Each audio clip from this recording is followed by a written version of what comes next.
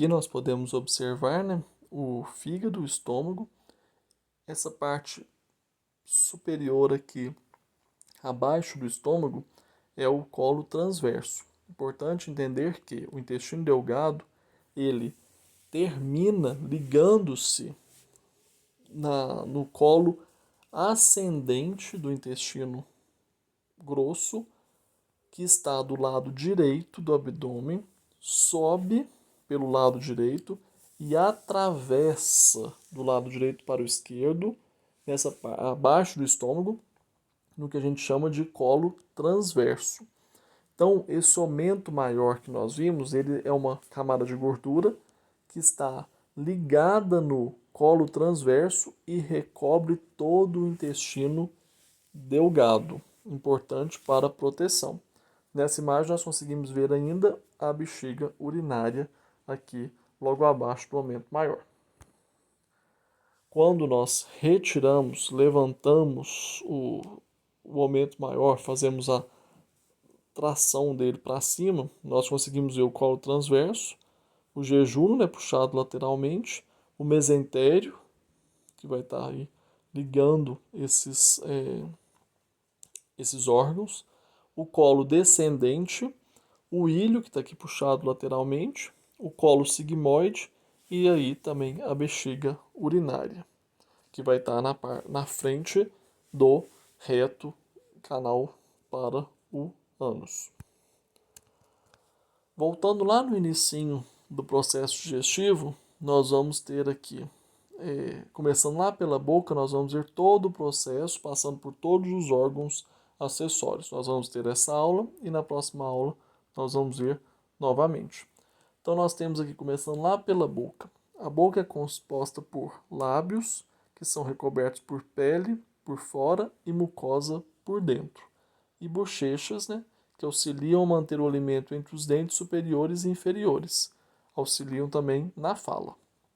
Nós temos uma estrutura chamada de palato duro, que é composta por maxilas e ossos palatinos, maior parte do céu da boca.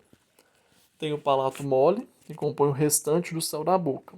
É muscular e contém uma úvula palatina, que durante a deglutição move-se para cima e impede que alimentos e líquidos entrem na cavidade nasal. Então nós já temos aí uma estrutura importante de movimento, já que nós usamos essa estrutura inicial do trato gastrointestinal também para processos de respiração. Então, para que o alimento não que a gente ingere pela boca, ele não suba para as fossas nasais, é importante que essa estrutura chamada de úvula palatina, ela se mova para cima e feche essa ligação das fossas nasais com a cavidade oral. Então já começa por aí uma parte importante do processo digestivo que deve acontecer de forma adequada para não ocorrer problemas na deglutição. Nós temos a língua, né, que é um órgão digestório acessório, que forma o assoalho da boca e movimenta o alimento durante a mastigação, molda o alimento e auxilia na deglutição. Nós temos as glândulas salivares, que são órgãos digestórios acessórios também, como as parótidas submandibulares e sublinguais, que secretam saliva, que é composta 99,5% de água e 0,5% de soluto. Contém amilase salivar, que vai iniciar a digestão de carboidrato, e lisozimas, que vai destruir bactéria e proteger dentes e a túnica mucosa. Então, olha a importância dessas glândulas salivares. Já começar a quebrar os carboidratos ingeridos na alimentação através da amilase salivar e secretar uma enzima chamada de lisozima, importante para destruir bactérias que podem causar patologias no nosso organismo. Aqui a gente consegue ver as estruturas, né, do palato duro, palato mole, a úvula palatina, que ela é importante nesse processo de fechamento da fossa nasal para a deglutição do alimento. Nós temos aqui as divisões de dentes, né, molares, pré-molares, canino, incisivo, a gengiva, o freno da língua, a língua. Novamente, nós vemos aqui as estruturas da gengiva, do lábio superior, né? E nós temos lá atrás da úvula a tonsila palatina também. Os dentes, eles são localizados nos alvéolos dentais da mandíbula e maxilas. Os alvéolos são recobertos pela gengiva e internamente pelo periodonto, que é uma âncora que ancora, né, os dentes nos alvéolos e absorve impactos da mastigação. Essas estruturas nós não vamos precisar entrar em detalhe, porque são estruturas mais envolvidas no processo de estudo da odontologia. Aqui vocês podem também depois, a critério de pesquisa, saber os nomes de todos os nossos dentes também. Nós temos a digestão na boca, né? Os dentes incisivos, eles cortam o alimento. Os dentes caninos laceram e rasgam o alimento. Os pré-molares e molares, eles esmagam e trituram o alimento. Participam da mastigação. Todos esses dentes são importantes no processo digestivo por processos mecânicos para cortar, lacerar e rasgar, esmagar e triturar o alimento nesse primeiro processo, nesse início do processo digestivo. A movimentação da língua vai misturar o alimento à saliva e vai formar o bolo, que é facilmente deglutido. A amilase salivar vai iniciar a degradação do amido e do glicogênio, rompendo as ligações químicas entre as subunidades da glicose. Vão formar disacarídeos dextrinas e age durante aproximadamente 1 hora. Ou seja, ela vai agir apenas na parte da boca e do esôfago, porque ela vai ser inativada pelos sucos gástricos.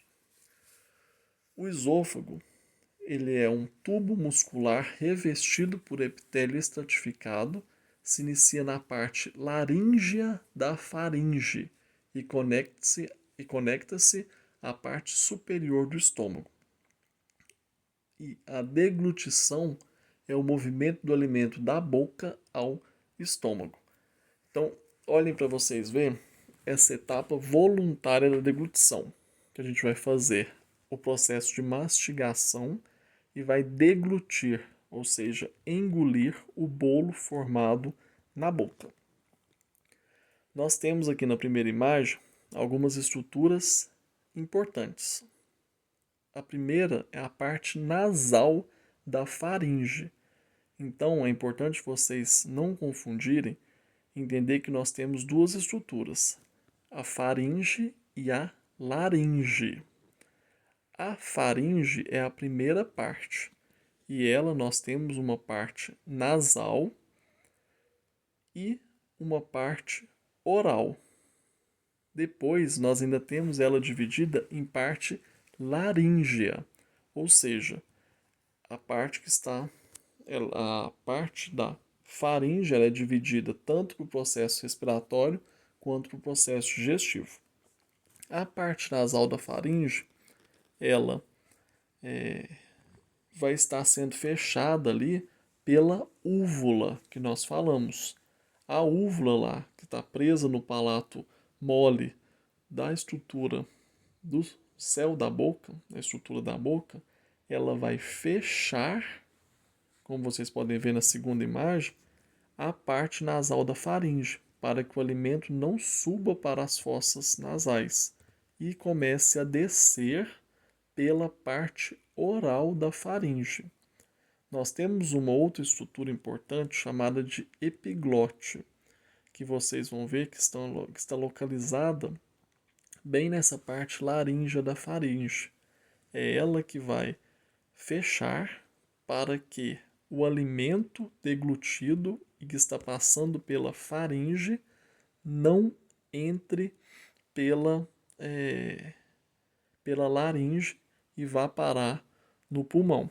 Então, a parte final, a parte laríngea da faringe, tem essa parte importante chamada de epiglote, que vai fechar para que o alimento desça somente pela faringe e chegue no estômago, tá? Passando pelo esôfago.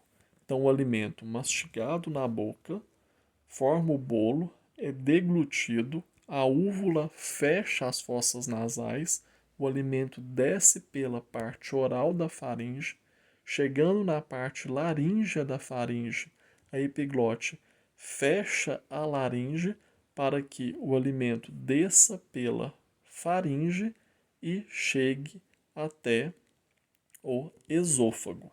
Do esôfago, ele vai ser levado até o estômago. Aqui vai ficar mais fácil vocês verem esse movimento, né? E guardarem o nome. Prestem muita atenção nesse movimento da epiglote. Quando a gente fechar a epiglote, nós vamos fechar a parte da laringe, mandando o alimento para o esôfago, para o estômago. Aqui, quando o esôfago, quando o alimento for descendo pelo esôfago, que é uma túnica muscular importante, né, que vai fazendo esse processo de contração e relaxamento, ou seja, ele contrai para empurrar o alimento e relaxa para o alimento passar, nós vamos ter a condução desse alimento até o estômago, a condução desse bolo alimentar até o estômago. Quando ele vai passar do esôfago para o estômago, ele precisa passar por uma válvula, que é chamada de esfíncter esofagiano inferior, tá? Ou esfíncter cardio, ou cárdia, que são nomes dados também para esse esfíncter esofagiano inferior, que vai ser o responsável pela passagem do bolo alimentar do esôfago para o estômago. O estômago, ele vai conectar o esôfago ao intestino delgado. Só que lá dentro dele acontece um monte de reação importante. Ele funciona como uma câmara de mistura e armazenamento. Varia de tamanho ao longo do dia. Em intervalos apropriados, o estômago força uma pequena quantidade de alimento para o intestino e, quando vazio, ele apresenta uma série de pregas gástricas. Vocês vão ver aqui o esôfago, né? Esse esfíncter esofagiano inferior, chamado de cárdia. Nós temos o fundo do estômago, o corpo do estômago. Nós podemos observar aí a túnica serosa, a túnica muscular, né, com camadas longitudinal, circular e oblíqua. Vocês vão ver que tem muito movimento, né? Várias pregas gástricas. Nós temos uma parte chamada de piloro do estômago e o músculo esfíncter do piloro, que vai ser um esfíncter inferior. Esse esfíncter vai dividir, vai ser a válvula de passagem do alimento do estômago para o intestino. Especificamente a passagem do alimento desse piloro para o duodeno, que é a primeira porção do intestino delgado. Para essa válvula, para esse esfíncter, nós damos o nome de esfíncter pilórico ou esfíncter do piloro, que vai dividir, que vai ser a válvula entre o piloro do estômago com o duodeno, que é a primeira parte do intestino delgado. Aqui a gente consegue ver uma anatomia do estômago mesmo, né, real, para a gente poder ver o esôfago, o esfíncter cardio, o fundo do estômago, as pregas gástricas, que são muitas, o corpo do estômago, o piloro, né, com o esfíncter pilórico, e o duodeno, que é a primeira parte do intestino delgado. Aqui a gente pode observar algumas, só a critério de complemento mesmo, né? As estruturas do lúmen do estômago, né? Como que são essas pregas formadas por vários vasos, arteríolas, sistema linfático, muito nutrido, né? São epitélios de grande absorção também, para poder ter essa superfície de contato aí com o alimento bem aumentada. Aqui a gente fazendo essa ampliação, a gente vê aqui o epitélio simples cilíndrico, né? A célula mucosa do colo, célula principal, célula G, todas elas muito importantes no processo de digestão. Essas fissuras, que a gente viu aqui, as pregas gástricas, né, que são imensas e muito complexas do estômago, elas são importantíssimas para secretar muco, secretar pepsogênio. São células que secretam ácido clorídrico para ativar o pepsinogênio, e o fator intrínseco também ajuda na absorção de vitamina B12, secreta o hormônio gastrina, que vai estimular a secreção de grandes quantidades de suco gástrico. Então todo esse processo aí ele é muito mediado e determinado por essas microvilosidades do estômago. Digestão e absorção no estômago. Estímulos visuais, olfativos e psíquicos iniciam a produção de pepsinogênio, ácido clorídrico e muco antes mesmo de o alimento chegar no estômago. A gastrina liberada no sangue aumenta, a gastrina é liberada no sangue, né, e com isso aumenta a motilidade do estômago. O aumento do pH do suco gástrico, com proteínas neutralizam um pouco, tem início das ondas de mistura do estômago, que vão macerar o alimento e misturar com a secreção gástrica, produzindo o que a gente chama de quimo. Não é mais bolo, né? Passa a ser determinado depois dessa mistura no estômago de quimo. As ondas de mistura empurram o quimo pouco a pouco para o intestino delgado. Esse processo de empurrar o quimo para o intestino delgado a gente chama de esvaziamento gástrico e ele é importante para regular esse processo de digestão. A gente vai determinar aí digestão mais lenta ou digestão mais rápida a partir desse esvaziamento gástrico. Os alimentos ricos em carboidratos passam menos tempo no estômago, seguidos de alimentos ricos em proteínas e depois em gordura. Aumento de ácidos graxos no quimo causam liberação de colecistoquinina, que é importante para poder quebrar e digerir esses ácidos graxos. Passagem de alimentos para o intestino delgado provocam liberação de secretina. A secretina ela é responsável por diminuir a secreção do suco gástrico, já que o alimento está passando do estômago para o intestino delgado. As ondas de mistura vão empurrar o quimo pouco a pouco, né, para o intestino delgado, a gente já falou, processo chamado de esvaziamento gástrico. O principal evento é o início da degradação das proteínas em peptídeos e aminoácidos. Ocorre a absorção de um pouco de água, íons, ácidos graxos de cadeia curta e algumas drogas e álcool. O suco gástrico liberado pelo nosso organismo é um líquido incolor produzido diariamente em torno de 2 litros. Ele é constituído de enzimas digestórias e ácido clorídrico. O ácido clorídrico é importante porque ele garante um meio extremamente ácido, com pH aproximadamente 2, para a ação da pepsina. Tem uma ação também antisséptica, permite a abertura da válvula pilórica e estimula a secreção do suco pancreático. Sem o ácido clorídrico, a gente não conseguiria ter a ação da pepsina, não teria essa abertura do esfíncter pilórico e não teria depois a estimulação da secreção do suco pancreático, que seria um segundo momento da digestão. A pepsina, que vai ser ativada pelo suco gástrico, ela é importantíssima, vai ser ativada pelo ácido clorídrico no caso, né? Ela é importantíssima porque ela é a principal enzima gástrica. A função dela é digerir proteínas, quebrar a proteína, que é uma molécula grande, em peptídeos, moléculas menores. Ela é originada do pepsinogênio, que em contato com ácido clorídrico transforma-se em pepsina, ou seja, sem o ácido clorídrico, o pepsinogênio não consegue fazer a digestão das proteínas em peptídeos.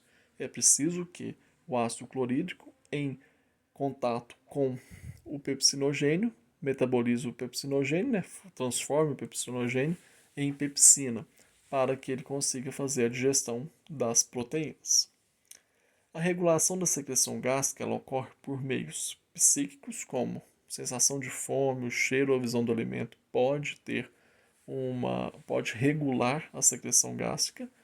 Por processos mecânicos, como por exemplo a mastigação, pode aumentar o processo de secreção gástrica, por isso que é importante observar pessoas que têm o hábito de mascar chiclete e não alimentar adequadamente podem ter o maior número de queixas relacionadas à gastrite, porque está produzindo suco gástrico sem receber o alimento, porque o suco gástrico está sendo produzido a partir do processo mecânico de mastigação, e o nosso organismo entende que quando a gente está mastigando, nós estamos começando um processo para ingerir o alimento.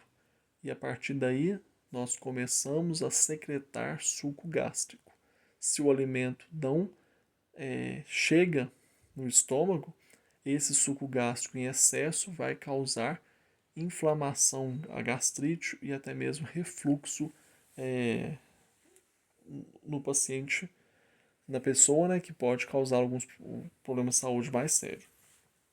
E nós temos a regulação hormonal por dois hormônios importantes: a gastrina, que vai estimular a secreção, e a enterogastrona, que vai inibir. Então, é importante nessa questão hormonal ter a estimulação e a inibição para manter um equilíbrio. A gastrina estimula, a enterogastrona inibe. Nós temos aqui novamente, só para vocês irem guardando, a nomenclatura dessa estrutura: intestino delgado, duodeno, jejum, íleo, o intestino grosso, o estômago, fígado vocês podem ver aí, vesícula biliar também, o intestino grosso vocês já podem começar a associar o colo ascendente, o colo transverso, o colo descendente, o colo sigmoide, o reto, ânus, e começar a entender essas estruturas. Na próxima aula, hoje nós paramos aqui no processo de digestão no estômago. Na próxima aula nós vamos passar esse quimo produzido no estômago pelo esfíncter pilórico e vai chegar no duodeno para começar o processo digestivo no intestino. Foram enviados atividades para vocês fazerem sobre essa aula, com a data já marcada na atividade. Qualquer dúvida, mantenha contato, podem perguntar no chat que a gente vai responder, ou perguntar direto para a coordenação da escola, que a gente também vai responder. Então, bons estudos e até a próxima aula.